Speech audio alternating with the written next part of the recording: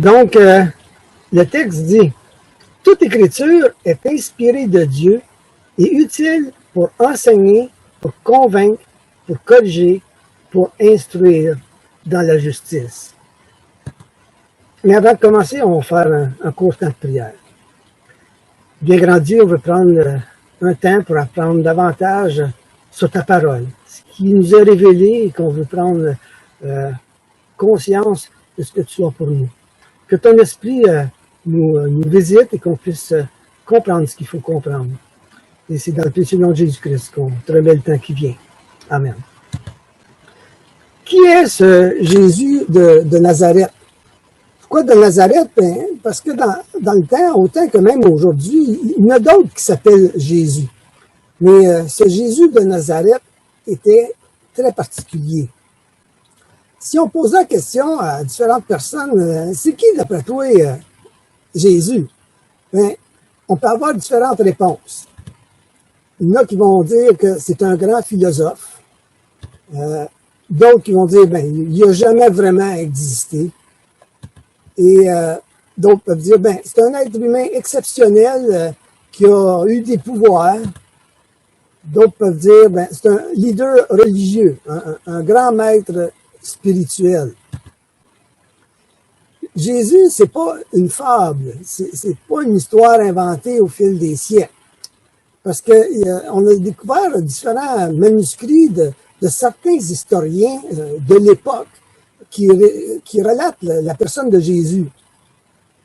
En fait, l'Évangile peut être presque intégralement reconstitué à partir de sources historiques non chrétiennes. On trouve une quantité surprenante d'informations au sujet de Jésus dans des sources historiques séculières de l'époque. On va regarder quelques exemples. Pline le Jeune, ça c'est un sénateur et célèbre avocat romain dans les années 60 après Jésus-Christ. Lui a écrit « Jésus a fait de la magie, a apporté de nouveaux enseignements à Israël, à cause desquels a été pendu lors de la Pâque en Judée. Il affirmait qu'il était Dieu et qu'il reviendrait. Ce que ses disciples ont cru, ils l'adoraient comme Dieu et vivaient un niveau d'exigence morale très élevé. » Le Talmud babylonien confirme que Jésus a été crucifié la veille de la Pâque sur des accusations de sorcellerie et à l'incitation des Juifs à l'apostasie. L'apostasie qui veut dire renoncer à une certaine croyance. Lucien de Samothrace, dans les années 120, un auteur grec qui reconnaît que Jésus était adoré par les chrétiens, qu'il a apporté de nouveaux enseignements et qu'il a été crucifié à cause de ceux-ci. Il dit que les enseignements de Jésus comprenaient la fraternité des croyants, l'importance de la conversion et de renier les autres dieux. Les chrétiens vivaient selon les lois de Jésus, se croyaient immortels et se caractérisaient par leur mépris de la mort et leur consécration volontaire. Un autre, Jules l'Africain, en l'an 160 après Jésus-Christ, cite l'historien Thallus, qui était en l'an 50 après Jésus-Christ, qui mentionne que les ténèbres suite à la crucifixion de Jésus-Christ. Et il y en a d'autres. Je ne les lirai pas, vous pouvez les lire si vous avez le document. Mais on peut voir ici que c'est pas juste les textes, la parole de Dieu qui mentionne le nom de Jésus-Christ. Plusieurs autres historiens du monde séculier de l'époque ont relaté son existence. On va regarder 2 points aujourd'hui, qui est Jésus, c'était-tu un homme ou c'était Dieu? Puis on va regarder aussi certains titres qui sont attribués à Jésus. Qui est Jésus selon la parole de Dieu, selon la Bible? Qu'est-ce qu'il en est à l'égard de la personne de Jésus? Jésus était 100% humain, parce qu'il avait un corps, et aussi 100% Dieu, parce qu'il avait les attributs de Dieu. Il faisait des choses que juste Dieu pouvait faire. Mais comment c'est possible? Comment ça peut se faire? Et on connaît toute l'histoire de Noël, hein, n'est-ce pas? Quand on sait que Marie a eu une apparition à l'égard d'un ange, Marie qui était une femme qui aimait Dieu, que Dieu avait choisi pour pouvoir, comment je dirais ça, prendre forme humaine à la personne de Jésus-Christ. Puis l'ange, il l'avait averti qu'est-ce qui était pour en être. Et Marie dit à l'ange, « Comment cela se ferait-il puisque je ne connais point d'homme? » Ici, « connaît point d'homme », on fait allusion à avoir des relations sexuelles avec un homme. Connaître, dans le terme biblique ici, c'est à cet égard-là. Parce que Marie, elle connaissait déjà Joseph, était fiancée à Joseph. L'ange lui répondit, « Le Saint-Esprit viendra sur toi et la puissance du Très-Haut te couvrira de son ombre. C'est pourquoi le Saint-Enfant qui naîtra de toi sera appelé Fils de Dieu. » Ce qu'il faut comprendre ici, c'est que Marie, qui était une femme humaine, a été comme fécondée par le Saint-Esprit, le spermatozoïde divin, pas un spermatozoïde humain, mais divin qui était par l'Esprit Saint, qui a fécondé son ovule. Donc, l'être qui devait sortir d'elle, se devait d'être 100% humain, et par contre, c'est aussi 100% spirituel, Dieu. Donc, Jésus était 100% humain, parce qu'il y avait un corps, et il y avait des besoins physiques, il y avait des sentiments, des émotions, il avait vécu la vie terrestre pareil comme nous. Et on va regarder quelques exemples qui sont mentionnés, qui prouvent ça. Jésus pouvait avoir de la fatigue. Jésus, fatigué du voyage, était assis au bord du puits. Ailleurs, il s'éleva sur la mer une si grande tempête que la barque était couverte par les flots, et lui, il dormait. Pour que Jésus dorme quand il y a une grosse tempête, il fallait que ça ait brûlé. Il était à terre, là. Il était exténué. Fait que Jésus, il dormait durant cette tempête-là. Fait que Jésus était fatigué. Il pouvait avoir faim aussi.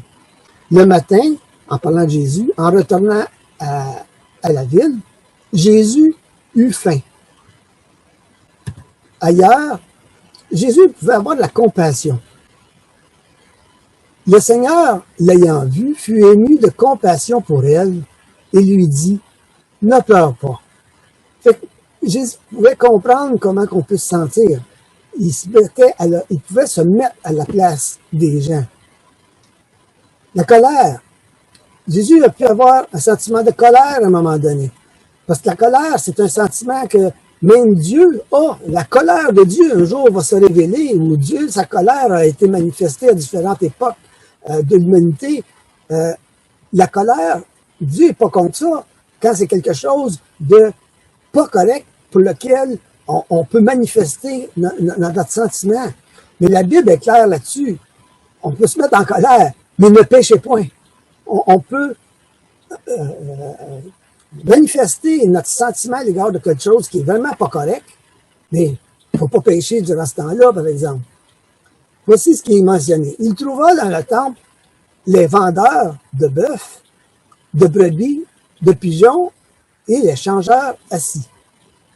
Ayant fait un fouet avec des cordes, il les chassa tous du temple, ainsi que les brebis et les bœufs. Il dispersa la monnaie des changeurs et renversa les tables. Et il dit aux vendeurs de pigeons, « ôtez cela d'ici, ne faites pas de la maison de mon Père une caverne de voleurs. » Jésus pouvait avoir un sentiment d'amour aussi envers les personnes. Ici, c'est à l'égard du jeune homme riche. Jésus, l'ayant regardé, l'aima et dit, « Il te manque une chose. » Jésus pouvait comprendre ce sentiment d'affection envers quelqu'un. Il pouvait avoir de la tristesse aussi. Jésus, ça c'est quand que, la sœur de Lazare est venue le voir à l'égard de son frère qui était mort. Jésus, la voyant pleurer, elle et les Juifs qui étaient venus avec elle, frémit en son esprit et fut tout ému. Et il dit, « Où l'avez-vous mis? » Seigneur, lui répondit-il, « Viens et vois. » Et Jésus pleura. Donc Jésus pouvait avoir des sentiments de tristesse aussi. Il sait c'est quoi l'obéissance.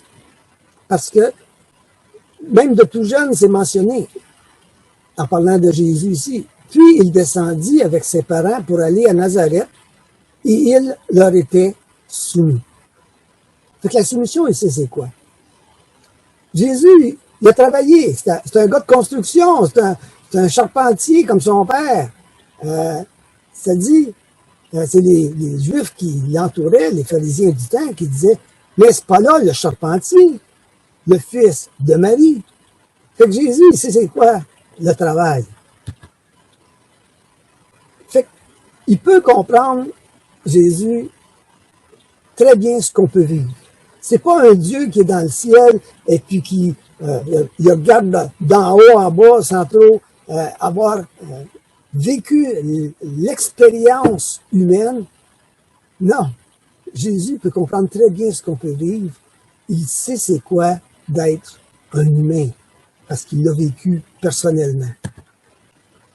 Mais Jésus aussi est 100% Dieu. C'est écrit, prenez garde que personne ne fasse de vous sa proie par la philosophie et par une vaine tromperie, s'appuyant sur la tradition des hommes, sur les rudiments du monde et non sur Christ. Pourquoi cette mise en garde-là? Pourquoi sur Christ? Il faut focuser sur Christ seul. Parce que ça continue, ça dit, car en lui habite corporellement toute la plénitude de la divinité. C'est quelque chose comme verset, ça. Hein? Donc, Jésus, ici, c'est mentionné qu'il était corporellement Dieu fait homme. Mais comment ça peut se faire? Parce que Dieu, il est triunité. On appelle ça la Trinité. C'est comme trois dans un. Il fait partie du trois dans un qui est Dieu. Et si je prends comme exemple pour aider à comprendre ce concept-là, si on peut dire, c'est comme on a ici un cube. C'est un item. Mais le cube, il est composé de trois choses. Il est composé d'une profondeur, qu'on pourrait appeler le Père, d'une hauteur, qu'on pourrait appeler le Fils, et d'une largeur, qui est le Saint-Esprit.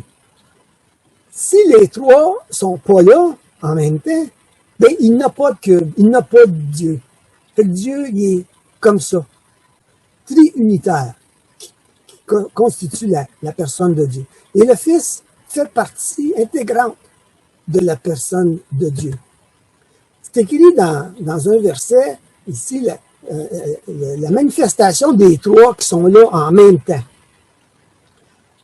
Ça, c'est quand Jésus s'est fait baptiser. Ça dit, Jésus fut aussi baptisé et pendant qu'il priait, le ciel s'ouvrit. Et le Saint-Esprit, on peut dire, c'est le premier des trois, le Saint-Esprit descendit sur lui sous forme de colombe, sous forme corporelle, comme une colombe.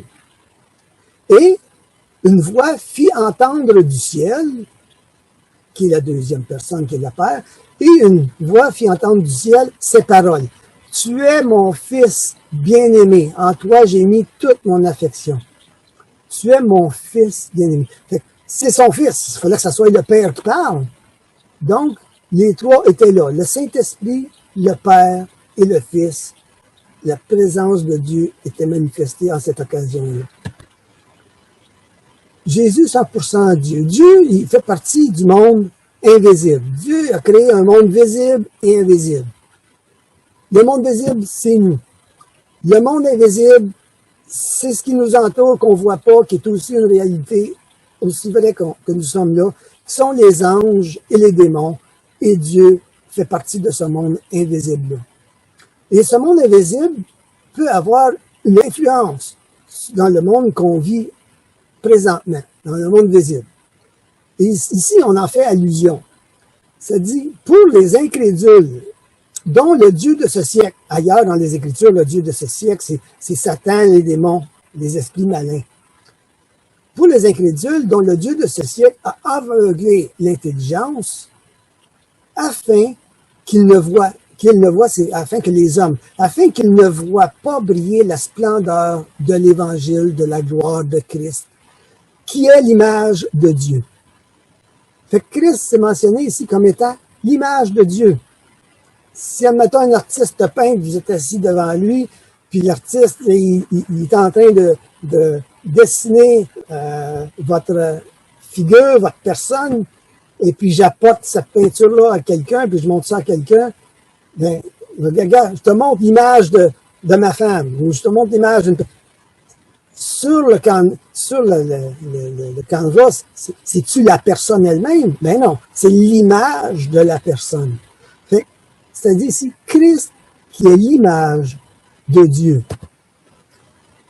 Aussi, Jésus, 100% Dieu, c'est que Dieu, c'est lui qui a établi toutes les lois qu'il y a dans l'univers.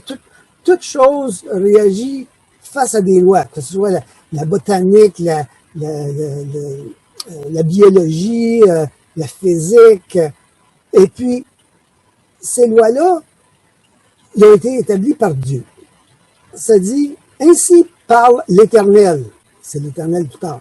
Si je n'ai point fait mon alliance avec le jour et la nuit, si je n'ai pas établi les lois des cieux et de la terre, alors aussi je rejetterai la postérité de Jacob et David. Et on sait qu'encore aujourd'hui, le peuple juif existe encore. Ils sont encore existants. C'est Dieu qui est en arrière de ce peuple-là. Et ils n'ont pas été anéantis à travers les siècles que ça aurait bien pu arriver. Mais autant ça que c'est là, autant que c'est Dieu qui a établi les lois des cieux et de la terre. Les lois ne peuvent pas être modifiées autre que par le législateur. Que ce soit pour une organisation, un gouvernement, le législateur, c'est lui qui fait les lois. Et ici, on parle du législateur Dieu. Et Jésus a démontré qu'il était ce législateur-là. Quand il a modifié les lois de la chimie, il a changé les lois de la chimie à un moment donné, parce qu'il était capable, c'était lui le législateur. Il a changé l'eau en vin. Hein? Les lois de la physique, il a modifié ça. Il a pu marcher sur l'eau, monter avec son corps au ciel pendant que les gens le regardaient. Les éléments de la nature, il a modifié ça à un moment donné. Il a arrêté une tempête. Les disciples étaient en barque avec lui, ça brassait pas mal.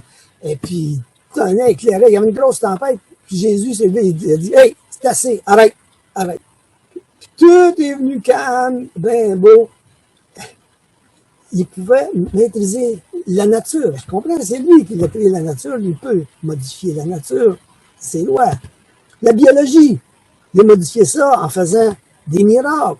Faire voir des aveugles de naissance, des sourds muets, guéris, des estropiés, des infirmes. Il les a guéris.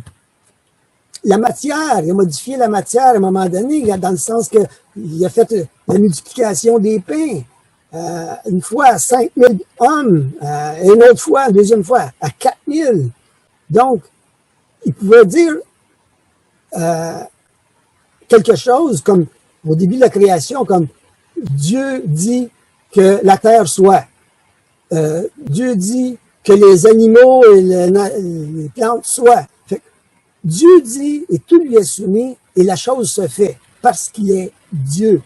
Et ici, les gens, il n'y avait rien à manger. Il y avait juste un petit 5 pains, 2 poissons, qui a dit, « Hey, on multiplie ça, que ce soit pour tout le monde. » Et on a modifié la loi de la matière, si on peut dire. Les lois de la botanique. À un moment donné, il est arrivé un figuier, il l'a fait sécher sur le cou parce qu'il n'y avait pas de fruits, puis il aurait dû en avoir des fruits. La vie a modifié les lois de la vie en faisant ressusciter des morts. Pas morts quelques minutes, là, comme mort imminente, puis sont venus après, là. Il est mort plusieurs jours. Lazare était mort plusieurs jours, puis il a fait revenir à la vie. Lui-même Jésus, il s'est auto-ressuscité 3 jours après un mort qui se redonne la vie. Il faut le faire, là. Il faut que ce soit Dieu, parce que Dieu seul est l'auteur de la vie et Dieu seul est capable de redonner la vie. L'Ancien Testament, aussi, autant que dans le Nouveau Testament, il y a des allusions qui démontrent que Jésus était vraiment 100% Dieu. À un moment donné, les mages, quand ils sont allés voir le roi Hérode, eux autres, ils venaient pour adorer le roi des Juifs qui devait naître, qui venait de venir au monde. Et puis, ils vont voir Hérode pour savoir où succès qui est venu au monde, parce qu'il a été inspiré. Il y avait eux autres aussi les Écritures, mais ils ne savaient pas c'était où, Bethléem, mais c'était autour de Jérusalem. Fait que Hérode, lui, quand il a vu ça, il voulait pas qu'il y ait un autre roi, là. Il était jaloux un peu. Fait que Hérode, il assembla tous les principaux sacrificateurs et les scribes du peuple. Et il s'informa auprès d'eux où devait naître le Christ. Ils lui dirent, à Bethléem, en Judée, car voici ce qui a été écrit par le prophète. Et puis là, il mentionne le texte de l'Ancien Testament, qui est Michée 5.1, qui date d'environ 700 ans avant Jésus-Christ, qui dit, « Et toi, Bethléem Ephrata, petite entre les milliers de Juda, de toi sortira pour moi celui qui dominera sur Israël et dont l'origine remonte aux temps anciens, au jour de l'éternité. » Juste Dieu qui peut être éternité. Juste Dieu peut avoir ce qualificatif-là. Puis, il dit qu'il va être né à Bethléem.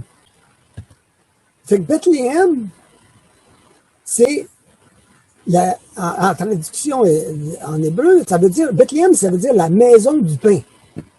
Fait que Jésus, autrement dit, il est né dans la boulangerie. Donc, le produit de la boulangerie, c'est du pain, n'est-ce pas? Fait que Jésus, c'était le pain qui était venu au monde dans la boulangerie à Bethléem, qui était prophétisé 700 ans avant Jésus-Christ. Les Juifs murmuraient à son sujet, à l'égard de Jésus, parce qu'il avait dit « Je suis le pain qui est descendu du ciel ». Puis à un moment donné, Jésus, un peu plus tard, il dit « Je suis le pain vivant qui est descendu du ciel. Si quelqu'un mange de ce pain, il vivra éternellement. Et le pain que je donnerai, c'est ma chair, que je donnerai pour la vie du monde. » Fait que Jésus, il s'identifie comme étant celui qui peut nourrir nos âmes. Il est le pain spirituel. Et il a fait une prophétie là, en disant ça. Il dit, le pain que je donnerai, c'est ma chair.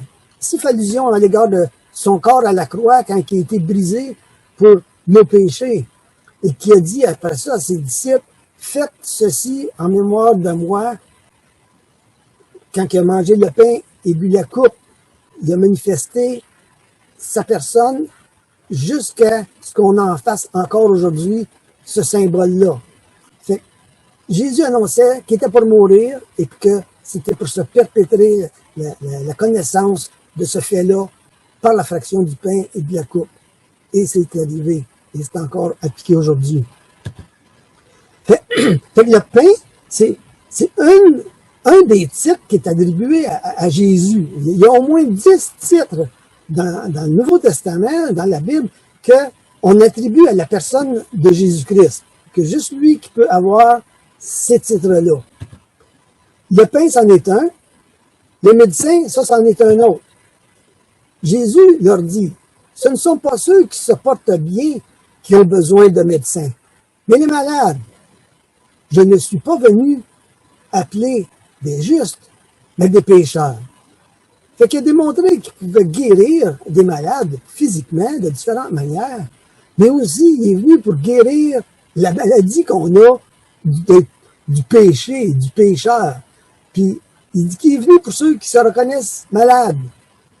Puis, il va les guérir.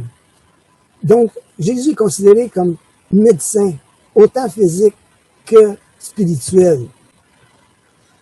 Il est écrit ailleurs, « L'Esprit du Seigneur est sur moi, parce qu'il m'a oint pour annoncer une bonne nouvelle aux pauvres.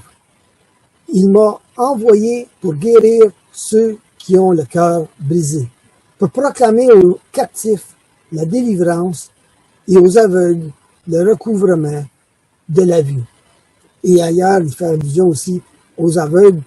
Ça, c'est aussi spirituellement. Ceux que spirituellement, tu es aveugle, tu vois pas ce qu'il faut que tu vois. Et il est venu pour guérir ça aussi. Il est appelé le bon berger. Ça dit dans Marc, quand il sortit de la barque, ça c'est Jésus, quand il sortit de la barque, Jésus vit une grande foule et fut ému de compassion pour eux, parce qu'ils étaient comme des brebis qui n'ont point de berger. Et il se mit à leur enseigner beaucoup de choses.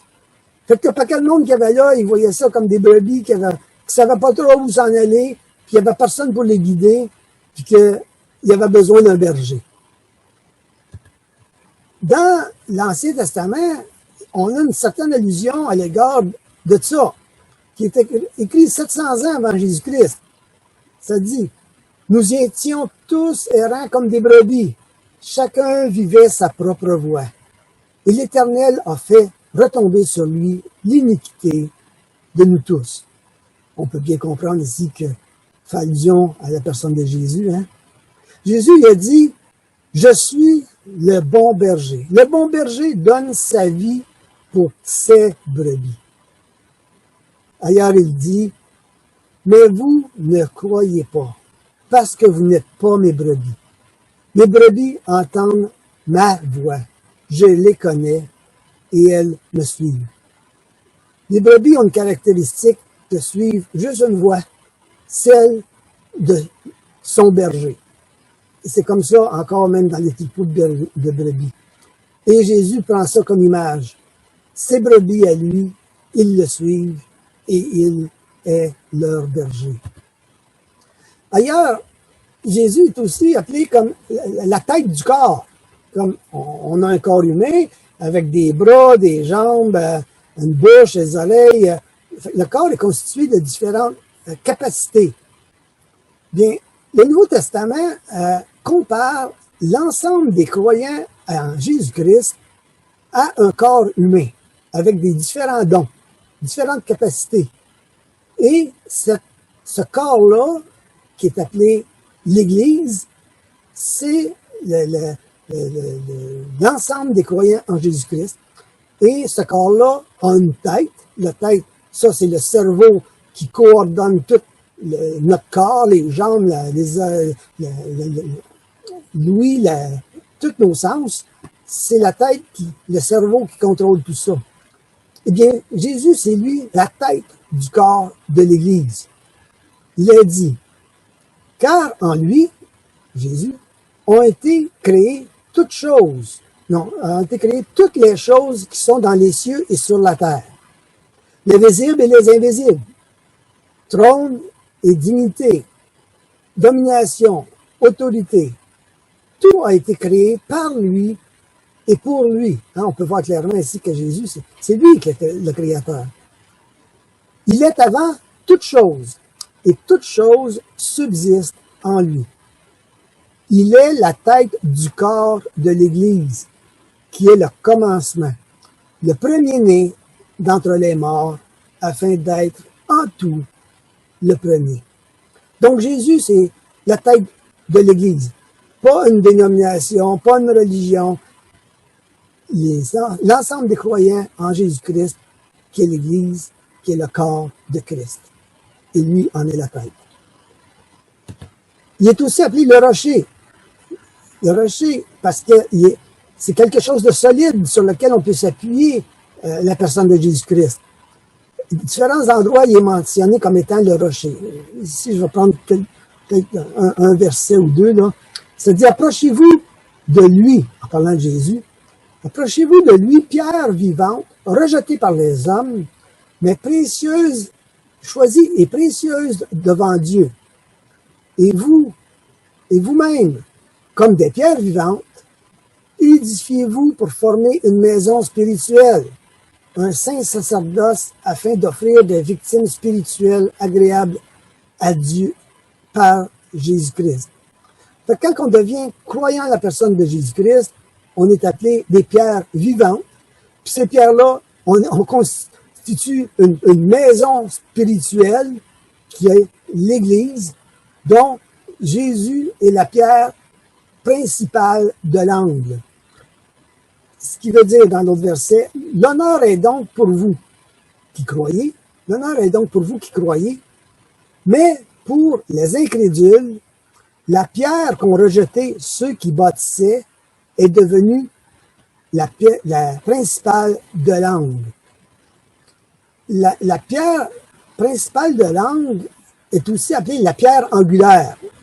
Et la pierre angulaire, pour les maçons de l'époque, c'était une roche qui avait été modelée, façonnée, qui avait parfaitement 90 degrés. Et cette pierre angulaire-là était mise pour partir la fondation de bâtiment. Et on les mettait avec, comme à chaque coin, avec des cordes, dépendamment de la longueur du bâtiment, pour pouvoir faire que la maison puisse être parfaitement carrée. Donc, la pierre angulaire était très importante pour que la bâtisse n'ait pas de croche. Donc, c'est la comparaison ici mentionnée à l'égard de la personne de Jésus, qui est le rocher, la pierre angulaire aussi. Il est aussi appelé le Sauveur. On sait qu'à Noël, quand vous faites, hein, un Sauveur nous est né. Hein, parce que ça vient de la parole de Dieu. Et la parole de Dieu mentionne quelque chose d'important ici, qui dit « Il n'y a de salut en aucun autre, car il n'y a sous le ciel aucun autre nom qui a été donné parmi les hommes, par lequel nous devions être sauvés. » Il y a juste le nom de Jésus dans tous les philosophes, les grands spirituels de l'humanité, qui ont le titre d'être appelé le Sauveur. Et à un moment donné, on va avoir un partage biblique à l'égard de pourquoi, qu'est-ce qu'il y en est, un sauveur? Sauveur de quoi? On pourra regarder ça plus en détail éventuellement. Il était aussi appelé la lumière. Jésus leur parla de nouveau et dit, « Je suis la lumière du monde. Celui qui me suit ne marchera pas dans les ténèbres, mais il aura la lumière de la vie. » Ce qu'il dit, c'est si tu me suis, ben, tu vas savoir où que tu t'en vas. Tu ne seras pas dans les ténèbres. Tu vas voir clair, je vais t'éclairer. Fait que Jésus s'identifie comme étant la lumière. Ailleurs, c'est mentionné, cette lumière était la véritable lumière, qui, en venant dans le monde, éclaire tout homme. Il y a plusieurs qui disent qu'ils sont éclairés ou des illuminés, mais ici c'est écrit, il était la véritable lumière, qui, en venant dans le monde, éclaire tout homme. Il faut toujours quand même vouloir se laisser éclairer si on veut qu'il soit notre lumière. Ailleurs, Jésus a mentionné, il dit, « Je suis le chemin, la vérité et la vie. Nul ne vient au Père que par moi. » Tu ne peux pas avoir accès autre que par Jésus-Christ au Père céleste. Et il dit qu'il en est le chemin. Il n'a pas dit, je suis un des chemins ou une des vérités. Je suis la vérité. Et la vie, c'est lui qui a la source d'espoir pour notre vie présente et la vie qui vient suite à la mort. Et Jésus a eu le titre comme étant la parole de Dieu. Jésus, c'est la parole de Dieu faite chair. Jésus, c'est la parole. Il est écrit, au commencement était la parole, et la parole était avec Dieu, et la parole était Dieu. Et la parole a été faite chair, et elle a habité parmi nous, pleine de grâce et de vérité. Et nous avons contemplé sa gloire, une gloire comme la gloire du Fils unique venu du Père. Donc Jésus, c'était la parole de Dieu faite chair. Jésus, c'est aussi la source d'espérance, autant pour notre vie que après la mort, ce qui vient après. Il est venu nous en parler de différentes manières. Et il a démontré que, oui, il y avait une suite après notre vie. On va regarder un court vidéo d'à peu près 7 minutes à l'égard de ce Une des sujet. déclarations les plus directes de Jésus se trouve dans l'Évangile de Jean, chapitre 10, verset 30. Il a dit « Moi et le Père, nous sommes un ». Une telle déclaration était considérée par les chefs religieux comme un blasphème. Jésus prétendait être Dieu et encourait la mort par lapidation. Le peuple prit des pierres pour le lapider, mais Jésus leur lança « Je vous ai montré plusieurs miracles venant du Père, pour lequel me lapiderez-vous » ? « Nous ne te lapidons pas pour un miracle, répondirent-ils, mais pour un blasphème. Car toi, un simple être humain, tu prétends être Dieu. » En consultant toutes les preuves, il a clairement fait cette déclaration, absolument renversante. Une déclaration qui doit être vérifiée.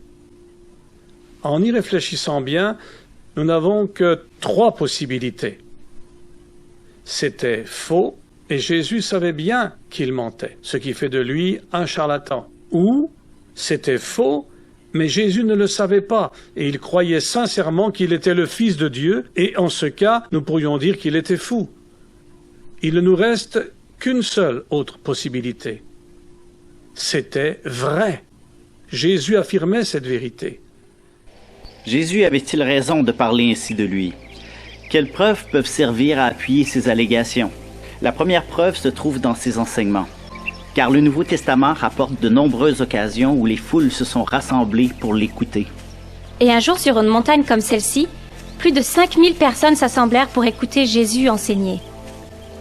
Le sermon sur la montagne est souvent reconnu comme le meilleur enseignement de tous les temps. Ces enseignements constituent le fondement de notre civilisation. Plusieurs de nos lois furent d'abord fondées sur les préceptes de Jésus.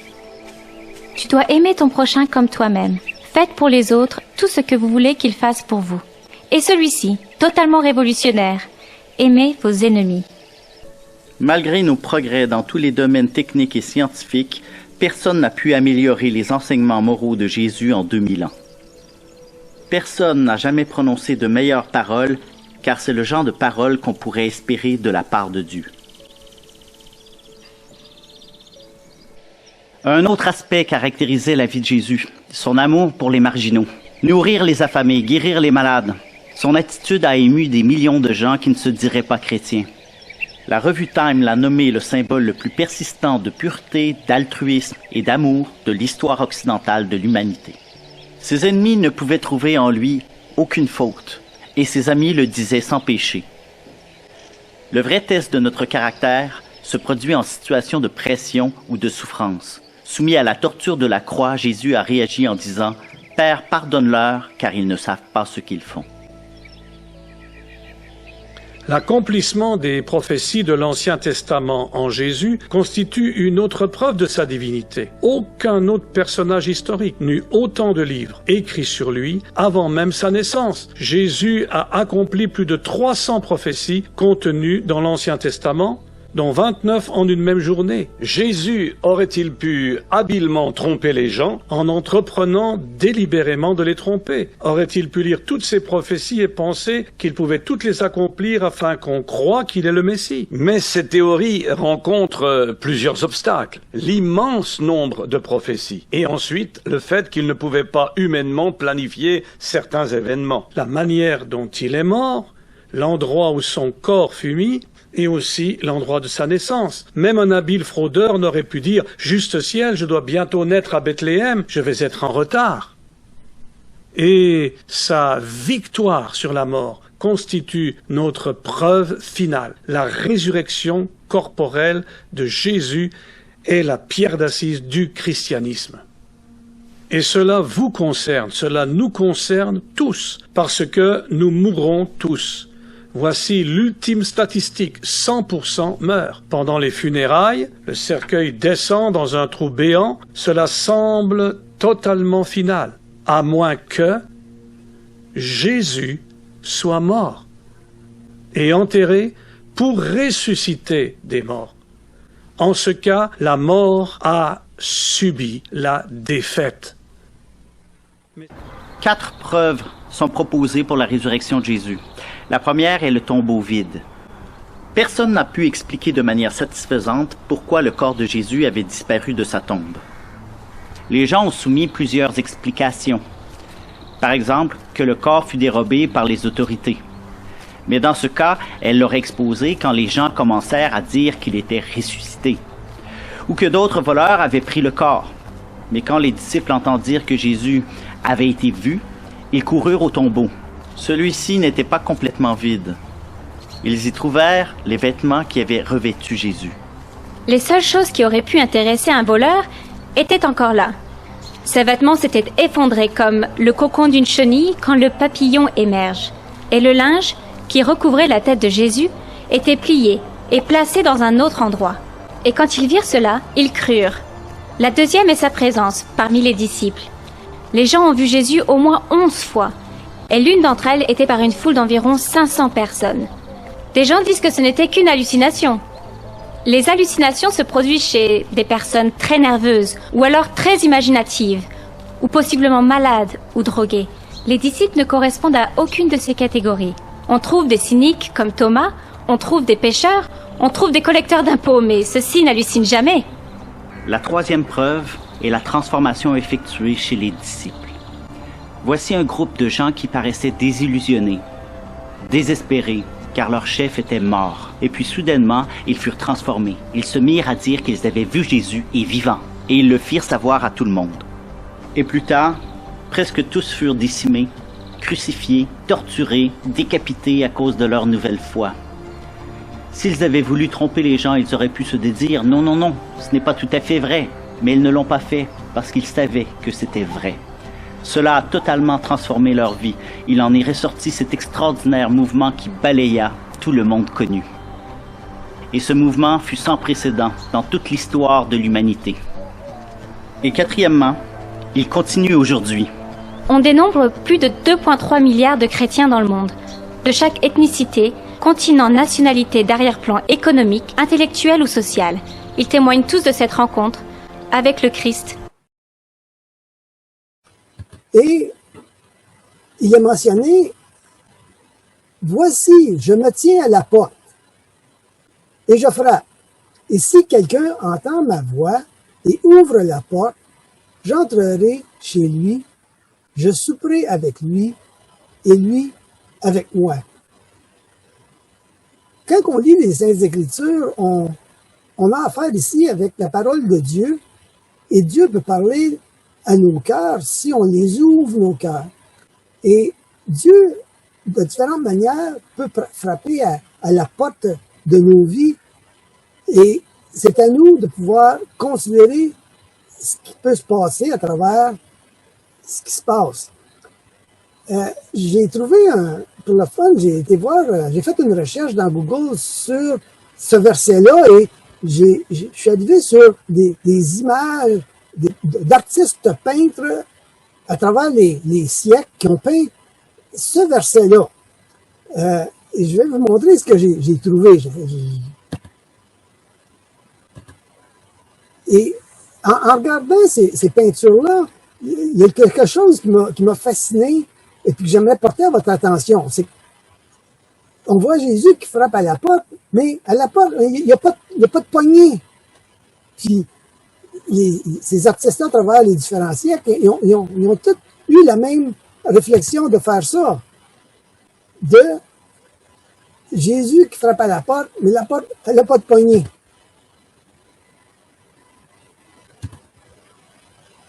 Ici, on peut voir Jésus comme étant le berger à cause de sa perche.